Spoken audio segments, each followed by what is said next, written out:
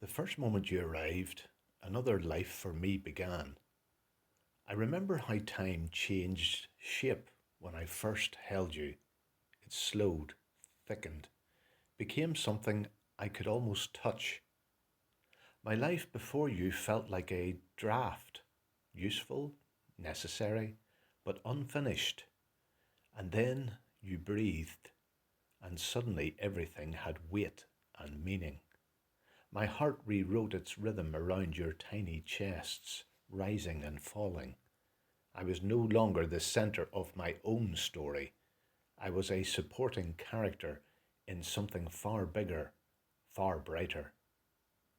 I did not know then how completely you would remake me. I only knew that you had. You grew the way dawn grows, quietly at first, then all at once. One day you were small, hands curled around my finger. The next you were racing ahead of me, laughing, daring the world to keep up. I watched you stumble, stand, and soar. I watched questions spark behind your eyes, watched curiosity tug at you like a kite string pulled by an unseen wind. You became yourselves not with fanfare, but with persistence, step by step, day by day. And oh, the joy of it, the magic. There were mornings filled with mismatched socks and cereal spilled like confetti across the table, evenings heavy with stories and sleep, your voices softening as dreams took over. I saw courage in small acts, sharing, trying again, apologizing first. I saw kindness sneak into your choices when no one was watching. Pride swelled in me, not like a roar, but as a steady drumbeat, constant and sure. You are not who I imagined you would be. You are infinitely better. You are wonder made flesh. You're proof that the world, for all its sharp edges, still knows how to make something astonishing. Watching you become who you are has been like watching the stars appear one by one, each distinct, each necessary, each lighting the dark in its own way. But love is not only delight, it is also duty. A parent's job, I learned, is not to hold on forever. It is to prepare you for the moment when my voice is no longer the loudest in your life, when my hand is not there to steady you, when you must walk onto the stage alone and blaze a trail beneath all too often unforgiving lights. I was never meant to be the destination. I was only the shelter along the road. I tried to teach you how to be cautious without teaching you fear. I tried to guide without controlling. I tried. And for the times I fluffed my lines, when my patience was thin, when my timing was wrong, when I spoke too sharply or stayed silent too long, I am more sorry than you can ever imagine. I missed cues. I misread moments.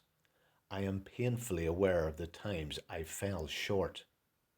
I hope that my failures are outweighed by the sincerity of my effort, that you saw beneath the mistakes a man trying his best to do right by you. Please remember the laughter we shared, the real, breathless kind. Remember how we laughed at people, things, and nothing at all. Tears blurred the room and nothing else mattered. Laughter was our language when words failed, our bridge when days were hard. I hope it showed you that joy is not frivolous, it is fuel. As you go forward, here is what I ask of you. Stand up. Stand up when something is wrong, even when your voice shakes, especially then. Do not tolerate cruelty dressed up as humour or silence disguised as peace. The world has no shortage of sharp tongues and closed fists. Do not add to them. Be the interruption. Be the pause. Be the person who says, This is not okay. Follow your dreams with stubborn courage. Chase them even when they seem too big, too strange, too impractical. Care little for the noise of the crowd. Applause fades. Approval is fickle. But each evening, when you look into the mirror, let your reflection meet your eyes without flinching. Let it know you were honest. Let it know you tried. Be gentle with yourselves. Do not admonish yourselves too harshly. There are already too many people eager to tell you where you failed, how you fell short, why you are not enough. Ignore their criticism when it is cruel. Learn from it only when it is kind. You are allowed to be imperfect. You are allowed to be learning. You are allowed to be human. If at any point you find yourself wondering whether you mattered, whether you made a difference, remember this: you changed me completely.